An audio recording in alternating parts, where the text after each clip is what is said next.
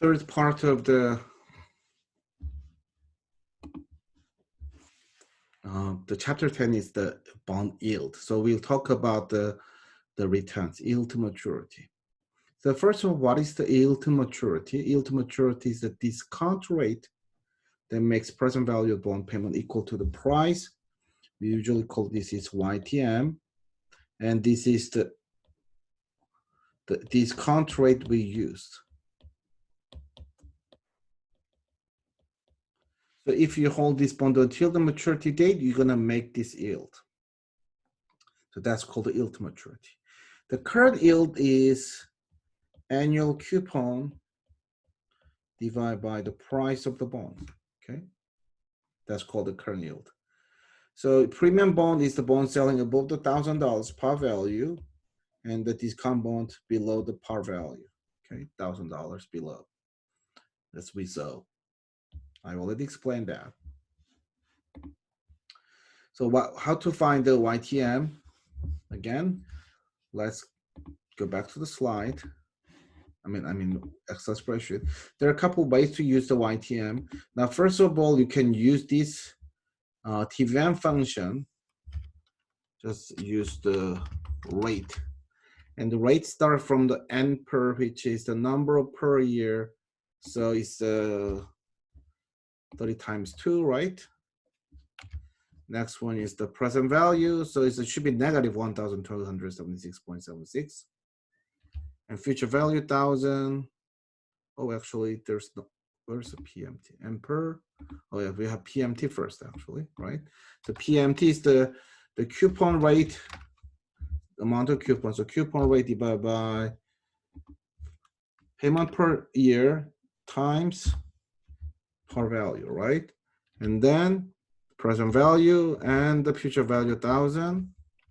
Get, that's the yield. That's yield for 6 months.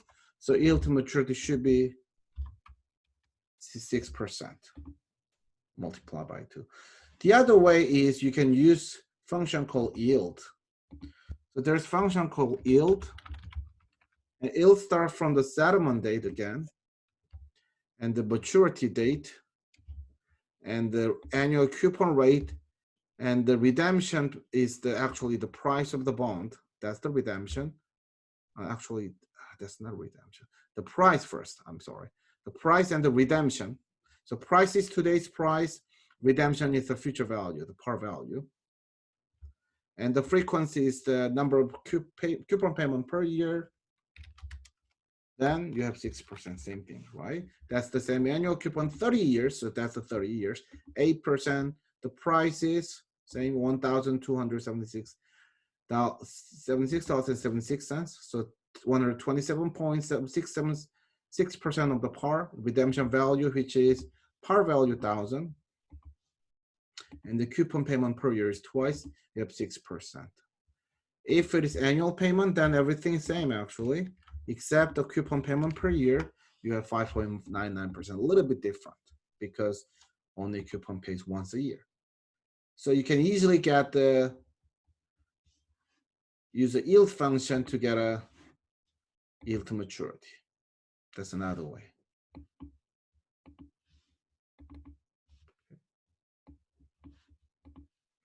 Okay, so now we want to get the yield to call, not just yield to maturity. Callable bond can be called. So suppose we believe that it is called right after it can be called with a call price and get the yield, annual yield. That's called the yield to call. So example 10.7 actually show how to get it. Suppose 8% coupon, 30-year maturity bond sales for 1,150. That's the price of the bond. By the way, the premium bonds are more likely to be called. There are a couple reasons. The premium bond is the bond that sells at premium. So the interest, relatively speaking, interest rate is lower. So you can refinance cheaper. That's one way. The other way is differently explaining that, well, in this case, the whole price is $1,100. So you can actually buy back this bond. The value of bond is 1,150, but you only pay 1,100, which is beneficial for buyer, right? I mean, this buyer is issuer. I mean, so issuer buy back this bond paying lower price than the market price. So it's like they're just buying the overpriced, I mean, underpriced bond. So you can actually get benefits. That's why premium bonds are more likely to be called a discount bond. Okay, so let's calculate yield to call again. Let's go back to the spreadsheet again. So we have yield to call. Now this is semi-annual, right? So yield to maturity is already calculated, I believe. This is the response price. So settlement date, maturity the 30-year, and there is a annual coupon rate, and the price of bond is 1,150, and the redemption value is 100, and the coupon per year is 2, and you get a 6.82% bond to yield to maturity. But now let's calculate yield to call. So again, settlement is same. Now we suppose it is called after 10 years. So callable date should be the maturity date. And the rate is same, the coupon rate. The price is now you pay only call price, right? Actually, right? The price is 1,150, right? I'm sorry. And the redemption value, because you pay this today, it should be $1,100.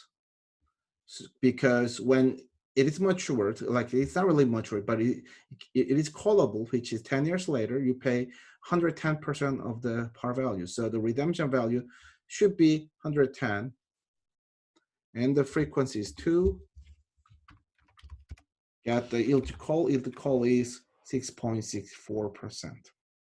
So a little lower than YTM is usual case for the premium bond, because the bond is more likely to be called. If it is called, then it is beneficial for the company. Same thing if this bond is 8%, now bond price is $90. I mean 90%, so $900 instead of $1,150. So it's a discount bond. Yield to maturity is 8.97%. Copy paste, then your yield to call is 10.22%, which is higher than yield to maturity. For the company's perspective, they don't want to pay higher yield to call yield than the yield to maturity. They tend to hold it because it's more beneficial, right? Which means that premium bond is more likely to be called because your yield to call will be lower, so that your cost is lower. But the discount bond, usually the yield to call is higher, so the cost is higher. Just they wait. They don't have to pay more money, right? So that's how to calculate the yield to call. Yield to call actually is important number. Important number. We'll see why. So in this graph actually show the price of the callable bond. So suppose the straight bond price is the blue line. The callable bond price is very close when interest rate is pretty high, so like kind of discount bond rate, but it gets more value since now there are more probability to be called, right? And here you never pay more than $1,100, because if the price is higher than that, this bond is callable. So the max price for the callable bond is the call price. Makes sense, right? Because otherwise they exercise this option. So yield to call is actually maybe maximum rate of returns. Maximum returns. Because company will exercise this option, the call option, if they should pay higher price, higher yield. So they try to limit the yield up to this maximum yield, which is yield to call. So for investor side, instead of yield to maturity, yield to call is maybe more important number. important returns, actually.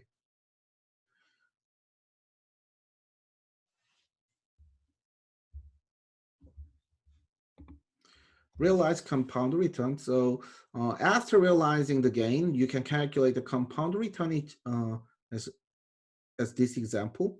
So if the interest rate earned on the first coupon is less than 10%, the final value of the investment will be less than $1,210, right?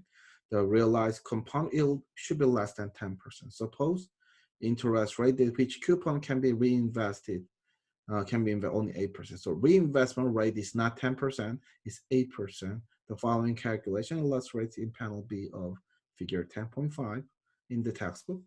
So now you have $100 coupon, and 1 period later, you don't invest at 10, you invest actually 8%, so you have $108, right? In second year, you receive $1,100 because 1,000 par and 100 coupon. So total, you have $1,208, which means that you invest 1,000 for 2 years, you receive $1,208. If you calculate the all, then compound realized return is 9.91%, which is lower than 10% since you have lower reinvestment rate. So this comes from reinvestment rate risk. If the reinvestment rate changes, then your reinvestment rate will be different. So the reinvestment rate risk gives you some risk. So if the reinvestment rate lowered, it means that your coupon $100 will be reinvested at a lower rate so that you actually get lower returns. That's reinvestment rate risk.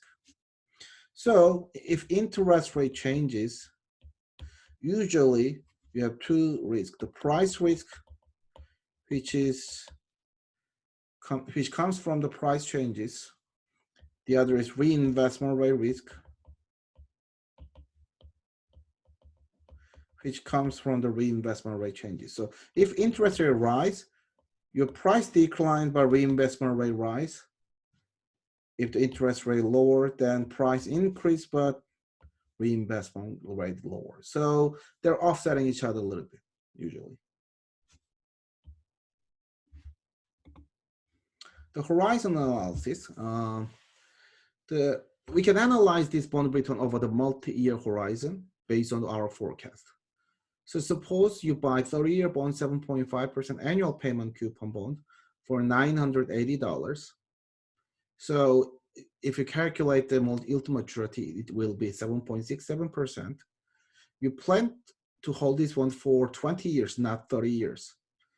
And your forecast is that the bond yield to maturity will be 8% when it is sold. So 20 years later, it will be 8%, and the reinvestment rate will be 6%. At the end of your investment horizon, the bond will have 10 years remaining, right? So it becomes the 10-year bond, and the YTM is now 8%, right?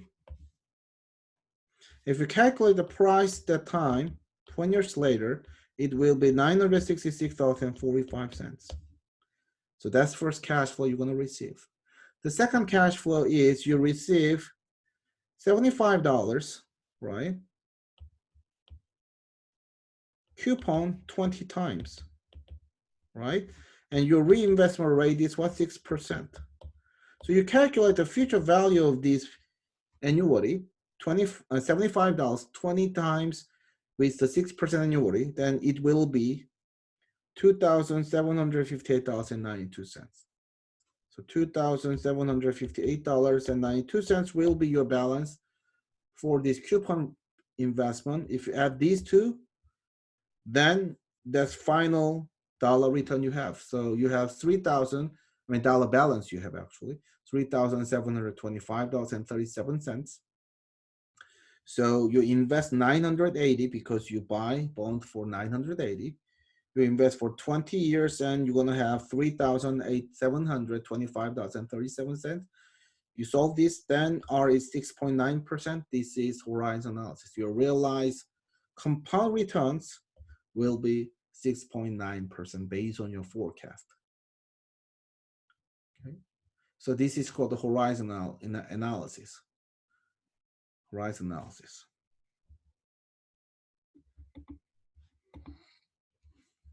Built-in capital gain and losses. So built-in gain and losses means, suppose the interest rate just remain the same, so YTM doesn't change. You still have the price changes because the price keep rising if the bond is discount, price keep decreasing if the bond is premium bonds, even though the interest rate doesn't change. I mean, next graph actually show this relation. So eventually it actually merges to the $1,000 because final maturity date, $1,000 par value is the only cash flow you have. So this example, to illustrate built-in capital gain or losses, suppose bond was issued several years ago when interest rate was 7%. The bond annual coupon rate was thus at 7%. Supposedly they issue par bond, right? Now with 3 years left in the bond's life, the interest rate is 8% per year, so interest rate rise. The bond's fair market price is the present value of the remaining annual coupon plus payment par value. So 8%, 3 year left, and the par, then you're gonna get $974.23. This is less than par value, right? In another year after the next coupon is paid, then you have 2 years left. So 8%, 2 year, $1,000, then you have $982.17. You basically have $7.94 gain, which is built-in gain. So this built-in gain is the capital gain if YTM is the same. Interest rate doesn't change.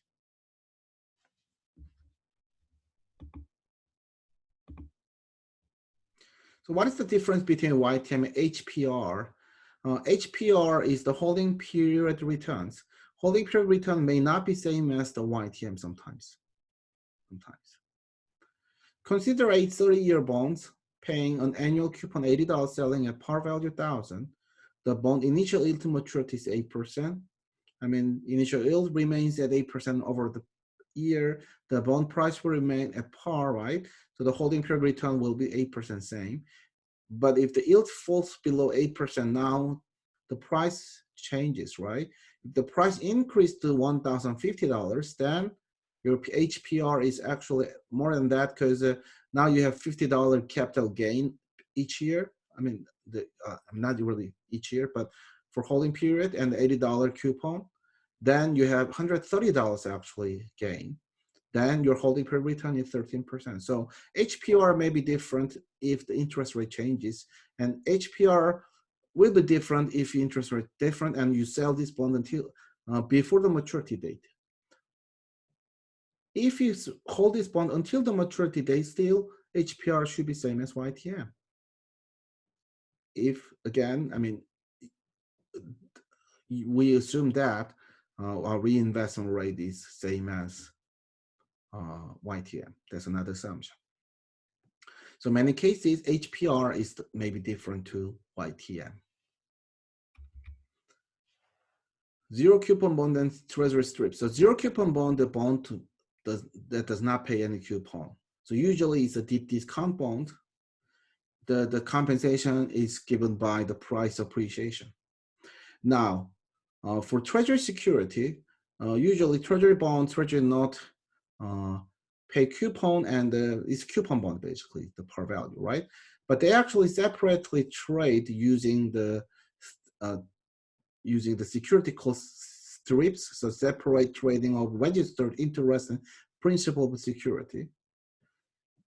It means that, for example, a 10-year coupon bond would be stripped of its 20 semi-annual coupon. So you can make this semi-annual coupon separately and treat it as one bond, zero coupon bond in each. So 20 zero coupon bond plus the par value at the end. So 21 actually zero coupon bond, right? It matures between, I mean, from 6 months to 10 years, right? So each cash flow you can actually separate, register it, and trade. This is called strips. So each of these payments would then be treated as an independent security. It has own symbol QSIP numbers and allow for electronic trading over the Fedwire system. It's called the strips, separate trading of registered interest principal security. You can actually, so this is not really zero coupon bond, but you can actually transform one bond to several zero coupon bond and trade to make more flexible trading. Taxation. Tax matters, obviously, right? How you pay tax. So usually the stock, you don't pay tax until your gain is realized, right? But for bonds, built-in price appreciation will be taxed and the other part will not be taxed immediately. So if the interest rate is originally 10%, 30-year zero coupon bond would be issued at a price $57.31. Next year, IRS calculate the bond price would be, the yield still remain the same 10%. And the price will be $63.04. Now this difference is $5.73 will be taxed. This is built-in gain. However, it's possible that the bond price changes because of interest rate changes. So suppose interest rate actually falls to 9.9%, then price should rise, and it's rise to $64.72. Comparing with the $63.04, which is the price with assumption that you have same YTM, the yield 10%, you actually have more money. You have about, how much is that? It's $1.68 actually more, right? So you have built-in gain 573 and the price appreciation because of the interest rate change, $1.68. Total, you have $7,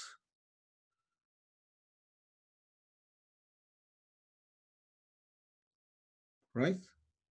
So the total return will be 64.72 minus 57.31. So it's actually $7.41, right? So among them, the $5.73 will be taxed because this is built-in gain, but $1.68 is not taxed until realized because this is unrealized gain. Okay. So only 573 will be ordinary income this year. So built-in gain, built-in gain is only built-in gain is taxed. Okay. So until taxation, this we can see we can see how IRS treat taxation of the bonds. Okay. So this is the end of the third part. The fourth part is about default risk. So see you in the next part.